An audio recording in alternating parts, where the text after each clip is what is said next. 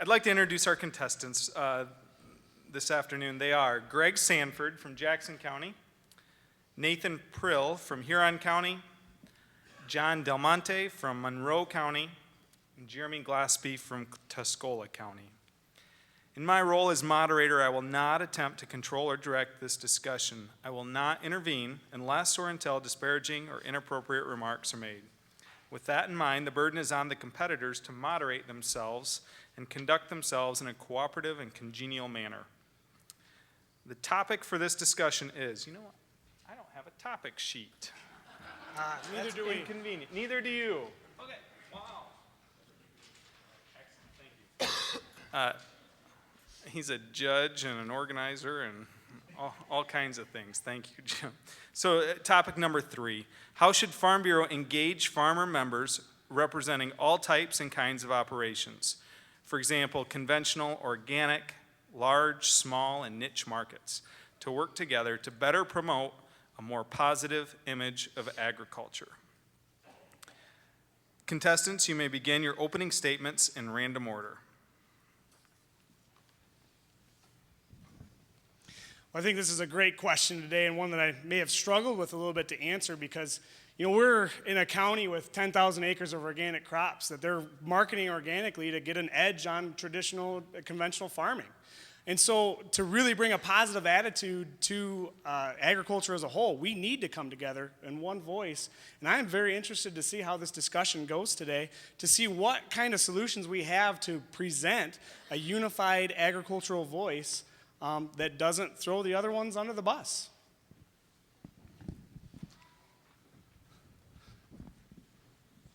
Good afternoon, contestants. I'd like to thank you for being here this afternoon, and judges, thank you for your time as well. Michigan is second in the country when we talk about different commodities and diversification. With that's going to come different types of operations, different ways of operating. I look forward to this discussion. I think that it's important that we as an organization make sure that we have a unified voice, especially when we're talking to legislators about issues that come before us. Michigan is very fortunate to have such a diversified crop base. So it means that the Farm Bureau already has that knowledge base and that experience to promote perhaps less traditional forms of agriculture, emphasizing away from the row crops that are now facing current unstable commodity prices, and looking more and giving more opportunities for Michigan to do what it's best at. Fortunately, today we're going to be able to talk about how Farm Bureau can play a role in that, and I think we've already got a really great start.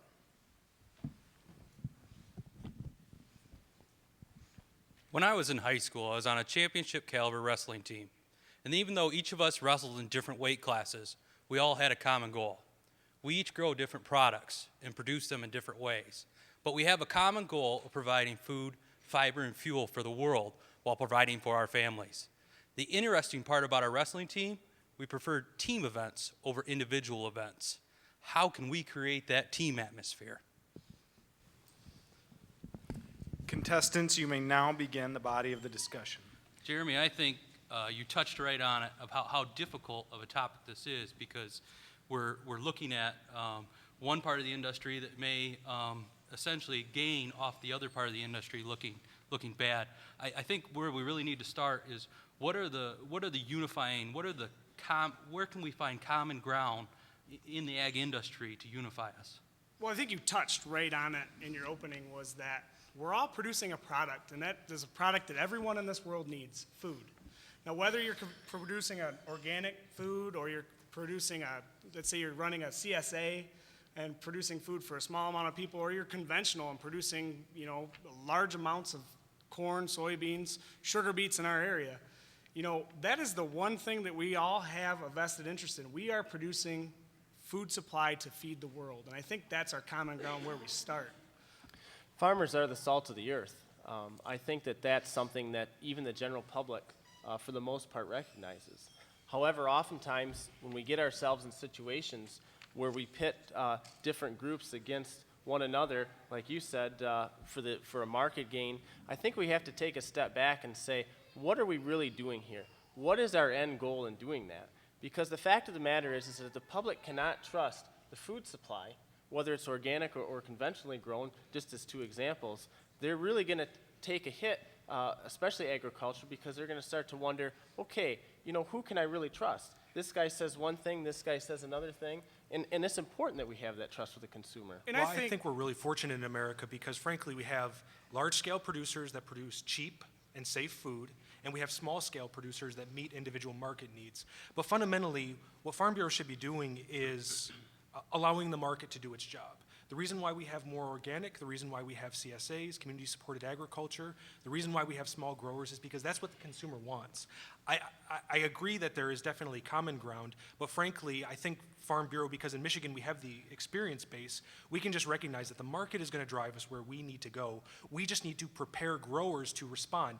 Look, row crops and cash commodity crops are in a downward trend right now.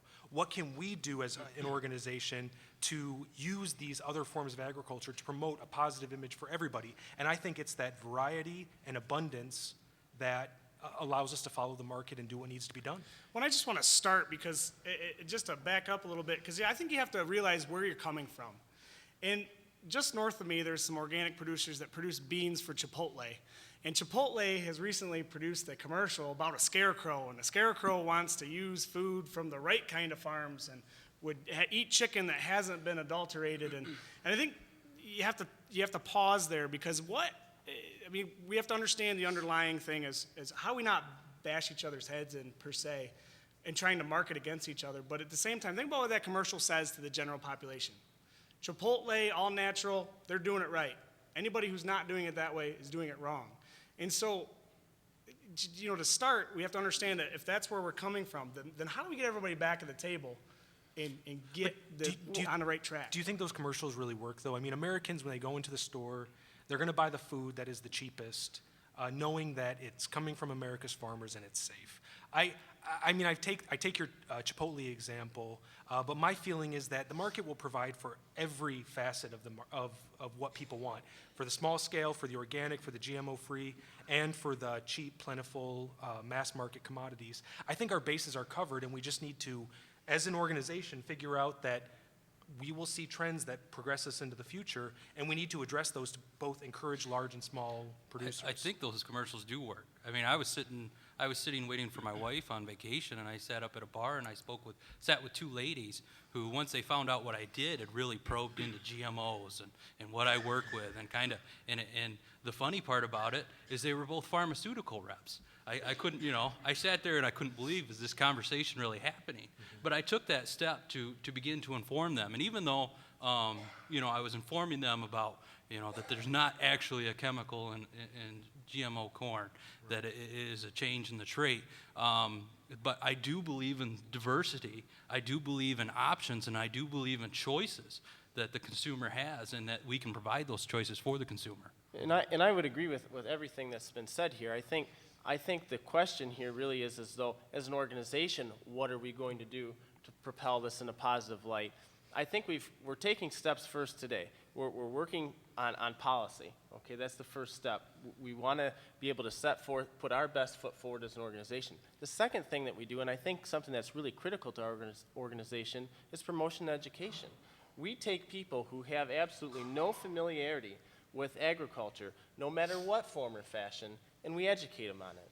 Maybe that's where we as an organization take a step back and say, are we covering all our bases? Are we making sure that we're looking at all the different types, and are we representing them in a fair light? I think we have to do that at the local level when looking at our local programs and making sure that we have good representation within our different committees and on the board that show the diversity within our county that bring, when we're developing policy on the policy board, there are things that affect you that may not affect me. And we have to back each other up, as well as in something like Project Red. We may focus on a lot of animals there, but what other parts of the industry within our county can we focus on?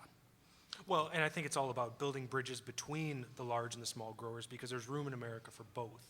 So this year, my girlfriend and I started selling at a local farmer's market. I grew up on a dairy with a traditional row crop operation. I'm telling you, if you ever want to make sure if someone's the right person for you, like farm and sell the produce with that person, you'll figure out exactly whether or not you're compatible or not.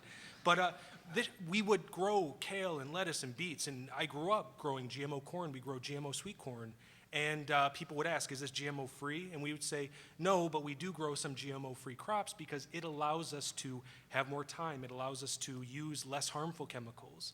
So, I mean, really, it's important for us to put Farm Bureau in that situation and say exactly what you're saying, John. Just say, look, there's room for every facet of these agricultural activities, and they're all important, and they all provide a valuable service to America. That's right, and we've got those opportunities. I was walking through the foyer out there, and one of the displays talked about being a spokesperson for your commodity. If it's something that you're educated on and you're excited about and you're willing to share that story, that's a great way to do it. It's great that you're able to get in front of the public, in front of the consumer, and say, look at me. I'm the guy that grows it. You can put a face to this food, and I'm telling you, you can trust me.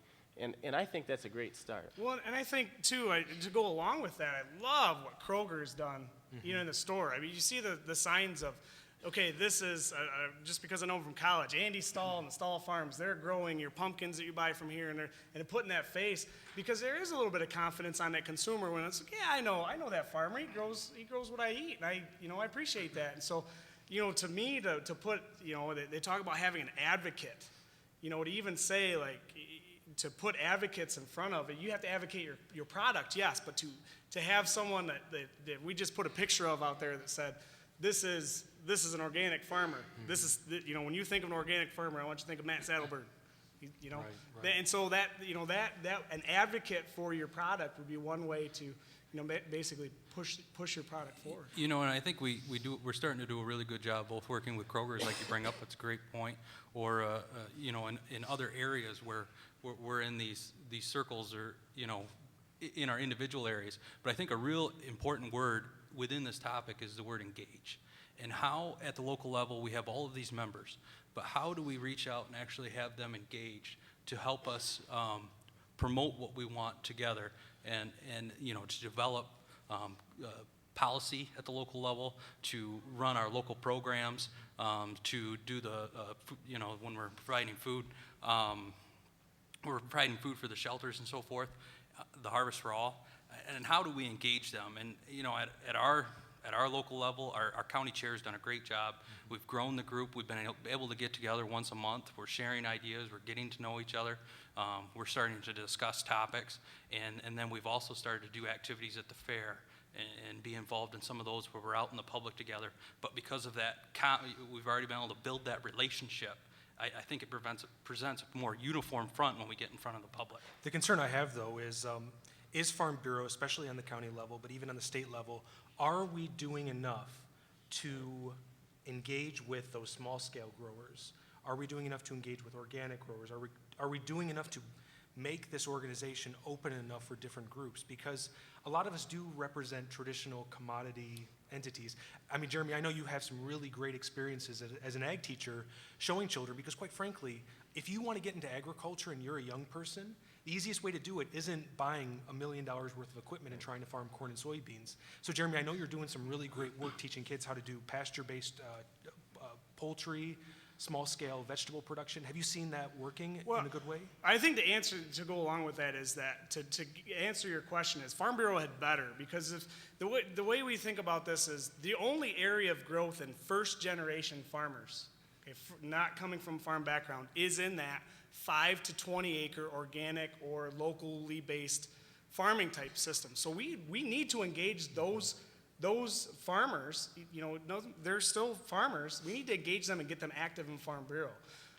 The answer is yeah. I mean, I have a student right now who they organically farm 3 acres, but he's looking at how do I turn that into a career, and that's we have 6 acres at the tech center. That's all we have, and I'm teaching students how to farm on a small amount of acreage. And so something we need to address if we want to grow agriculture, I'm not saying people aren't taking over farms, because they are, but in a growth of agriculture is an industry. The only place you're seeing new people coming into the industry is in that 5 to 20 acre segment. Well, and that's a good point. There was an article in our local newspaper here last week that talked about where are young people coming into agriculture, where we've seen this big gap in age, of people who are actually hands-on and farming. And the point of the article was going right to what you're saying, is that they're starting on smaller acres. I think it's a great idea to think that perhaps you can grow that operation. I think we all have those aspirations, but we have to start somewhere. And as traditional farms maybe become not so traditional, as we take for instance a dairy and take that and we move over to organics, or we move to having a country store, those are all opportunities that farmers are using to say there's other ways of doing things and we can still produce a really good product, and it's value added, market driven. And Farm Bureau can have a real say in that, because promoting agriculture, promoting diverse types of agriculture, bringing them in, we can encourage, especially during these farm bill processes that seem to go on forever, we can encourage more programs for beginning farmers. We can promote grants for non-traditional forms of agriculture. Jeremy, for stuff that would implement kind of the stuff you're teaching these kids, high tunnels, hydroponic, small-scale poultry. We can do some of the things that you're doing down in Jackson County.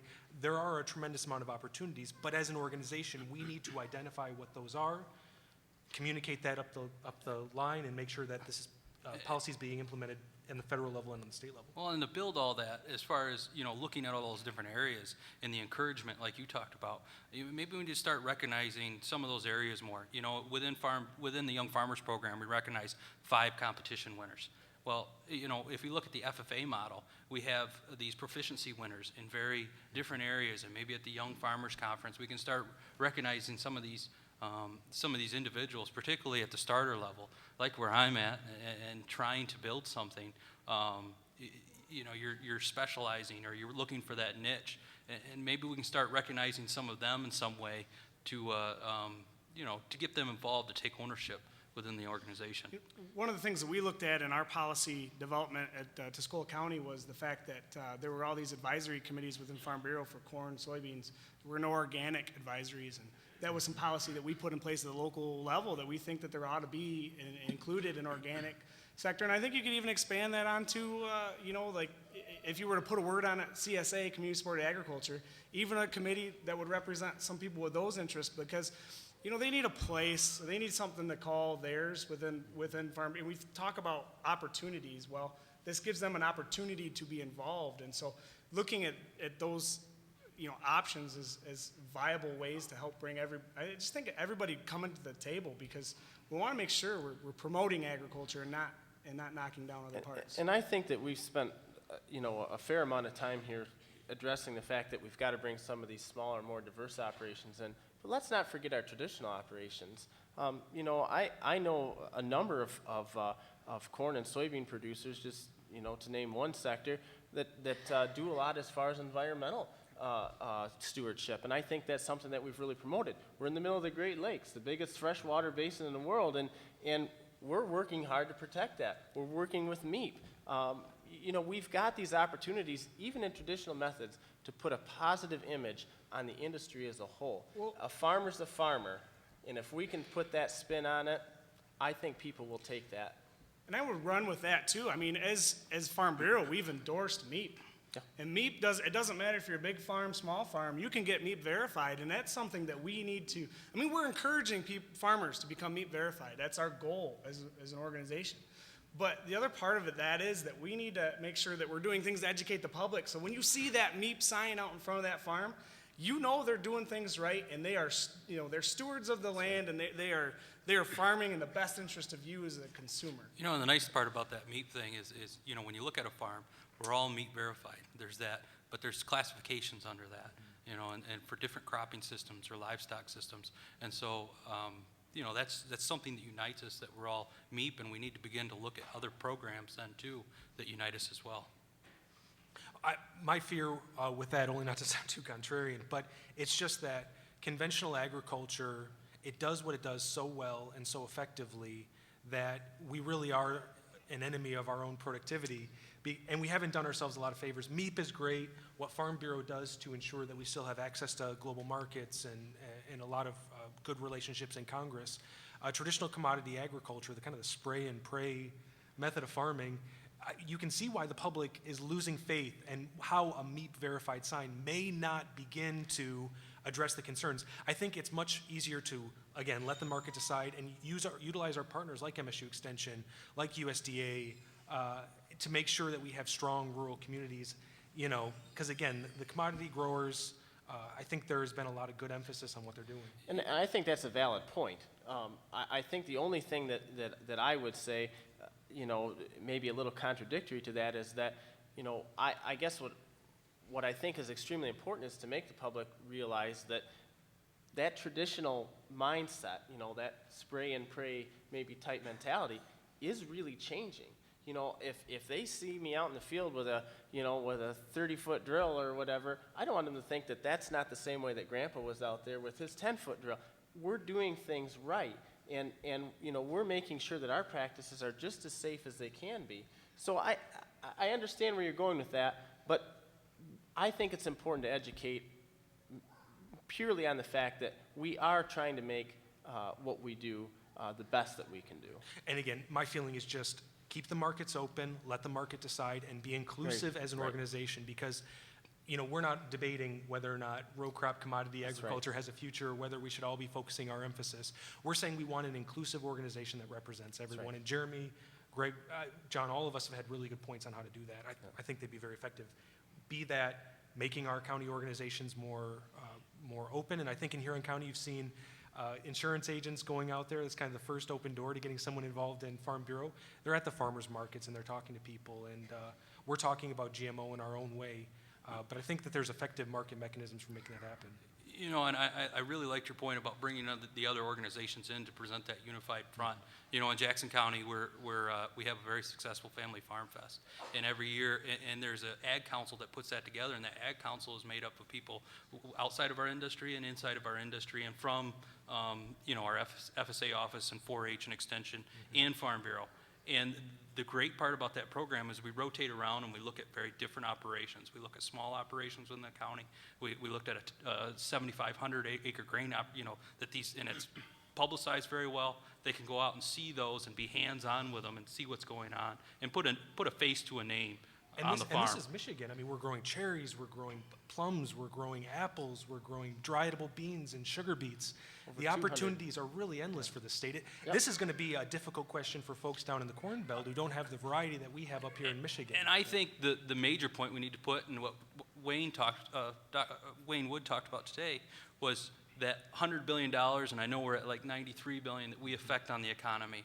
You know, that is such a positive image. I'm glad the governor runs with it, that we are a driving force in this economy.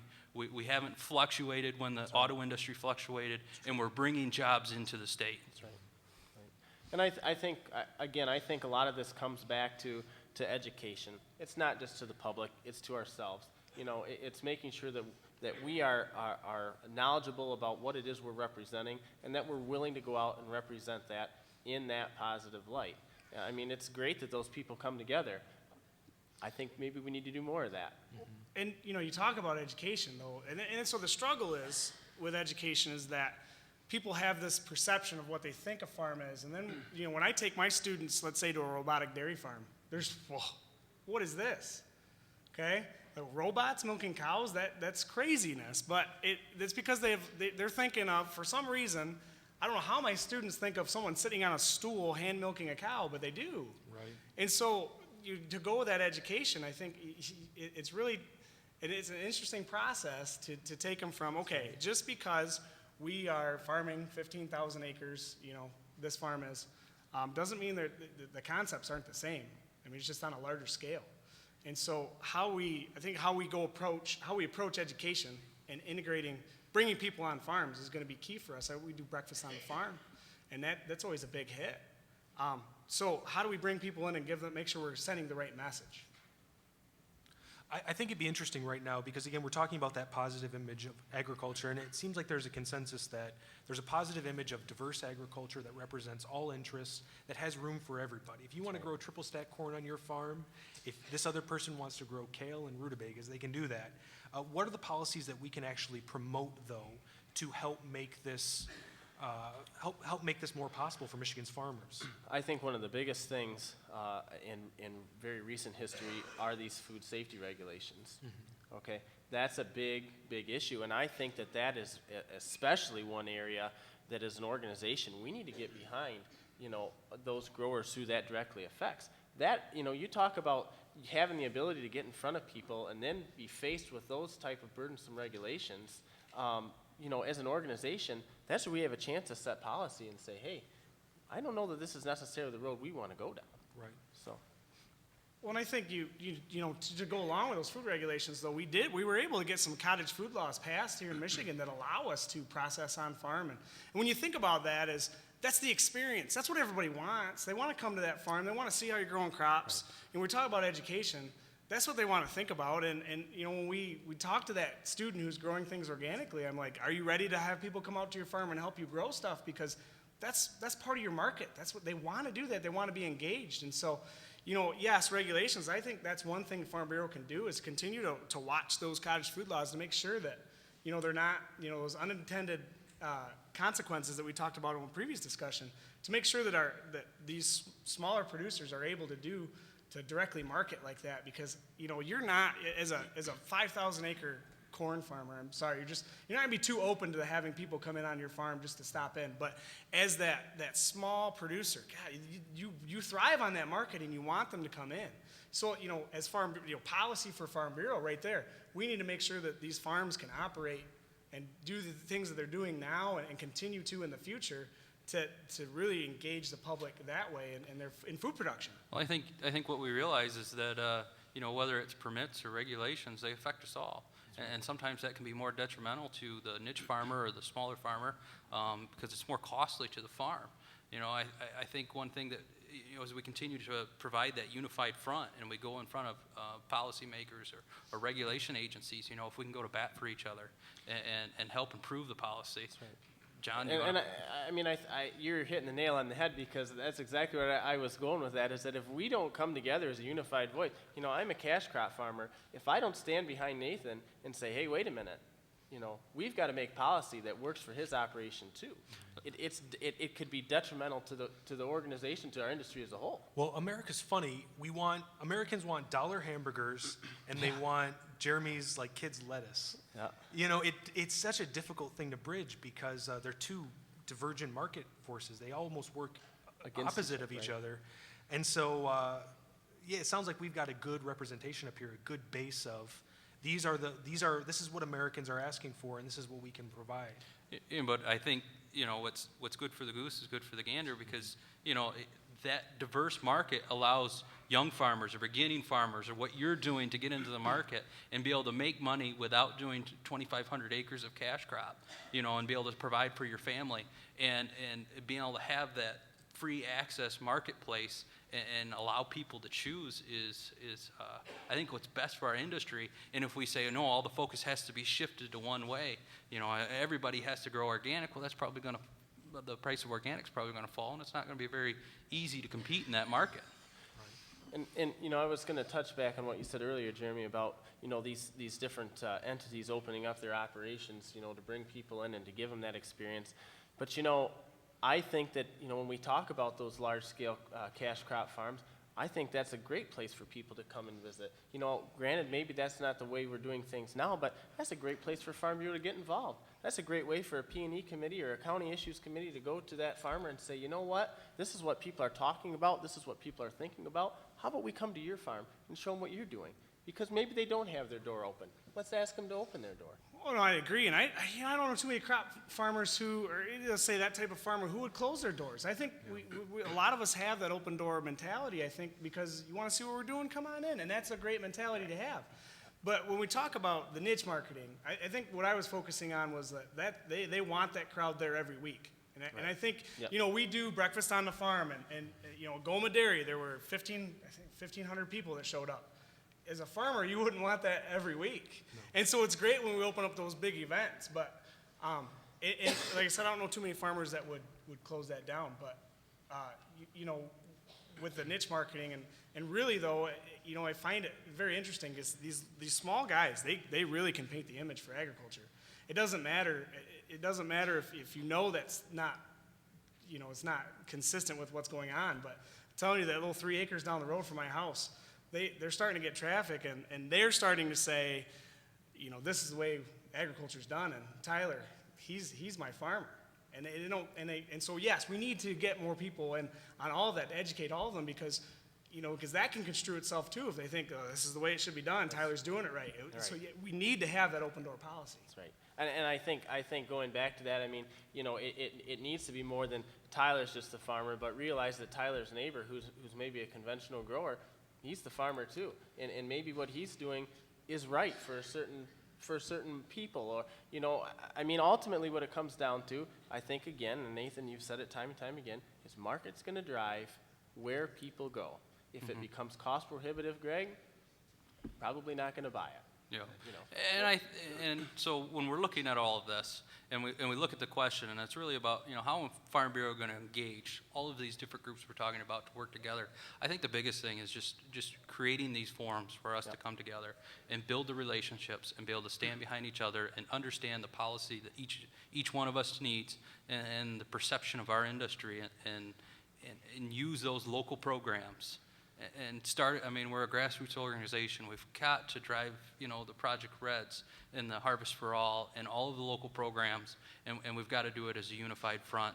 Well, and even on top of that is, Farm Bureau can help set, at least provide some ideas for maybe some ag in the classroom lessons that talk about the differences, and not saying one's better than the other, but putting that into the teacher's hands that use it to say, yep, we can cover what is organic, what's a CSA, what is traditional or conventional, and they can cover that. And so Farm Bureau can definitely provide the resources to help put that together for ag in the classroom, as well as including it in there, we get those Farm Bureau boards for Project Red, including some of those items for counties to use. And one other thing that we really didn't touch on a whole lot too is we have these other opportunities to educate the public, but let's not forget that we also have to educate legislators. If we want to bring people on the farm and we want to educate them, let's make sure that they're not working to put regulations in place or laws in place that might prohibit those types of things.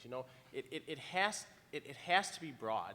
It can't be focused on a certain group of people. It has to be very broad, and I think that's where, as an organization representing over 200 commodities in the state of Michigan, we have a tremendous force here to be able to do that. And John, I think that is the perfect point, because with that group, between, we talked about it in the last session, but between the legislatures and the people who enforce and put together these regulations, we have to be a unified front, because what affects you today, it affects me today, and I need help pushing this and mobilizing today, you may need help from me tomorrow. Exactly. And that the stronger the voice will be from numbers and from us mobilizing. That's right. And we've already hit on it, but this is Michigan.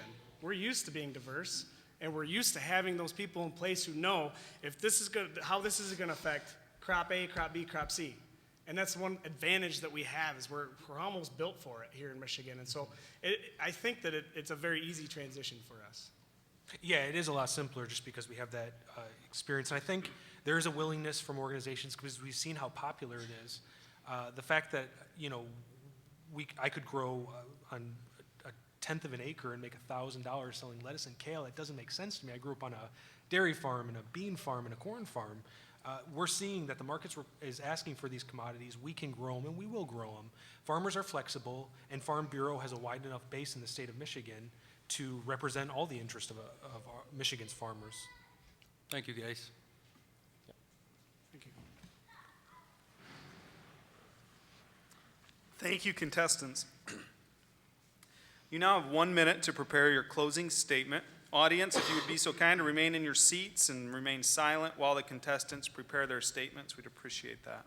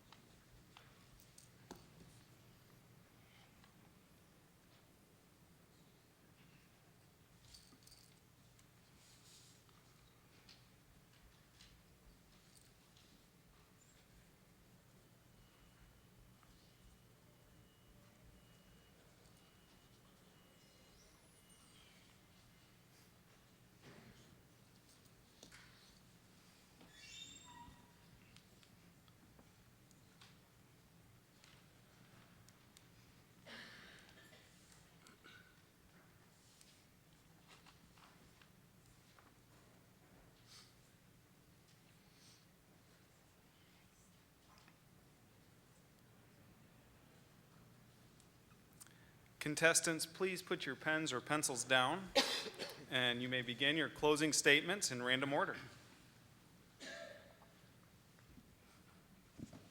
I think we had an interesting discussion here today, and I guess I would like to, we covered the big points. We need to educate. We need to engage the public. We need to bring groups together, and as Farm Bureau, we need to concentrate on policy that will favor everyone.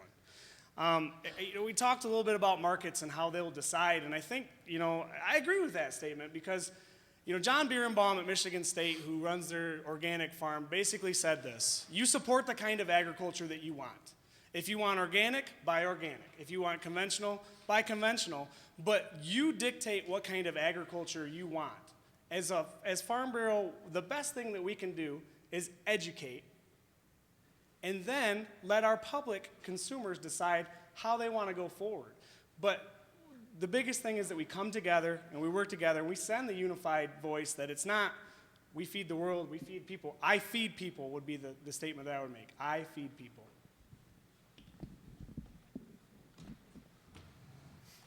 Well, gentlemen, thank you for another good discussion.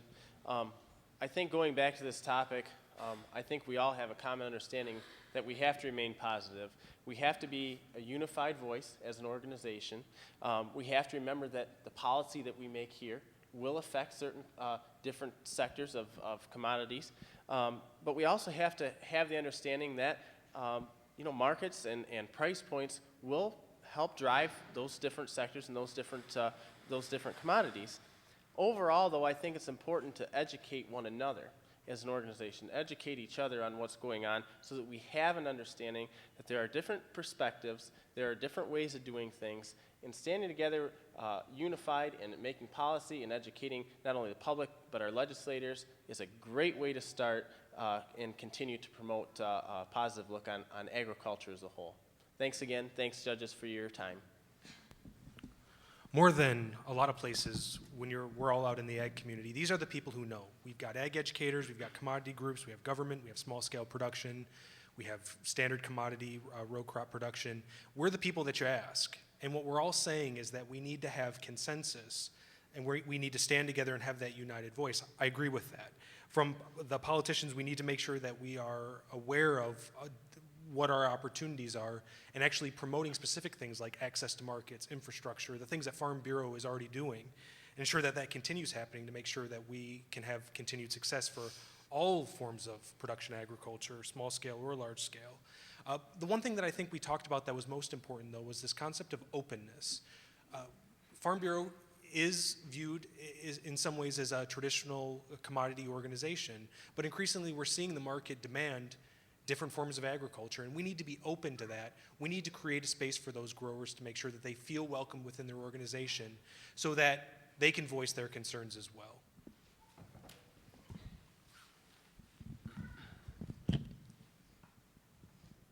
How do we create the formula for a winning team? I think the important word we looked at today was engage. And how do we engage those members who are with us locally? I think we have to develop a diversified group locally within our policy development, within our P&E committees, within our Young Farmers Group. I think we have to take advantage of the programs that we already have in place there when we're engaging them. Project Red, Harvest for All. We talked about a lot of these programs today. And we also have to provide a unified front locally when we're talking to our legislatures and policy-making bodies within our country and state. I think as a $93 billion industry and the second most diverse industry in Michigan, I think we have the winning formula for a winning team. We just have to put it all together.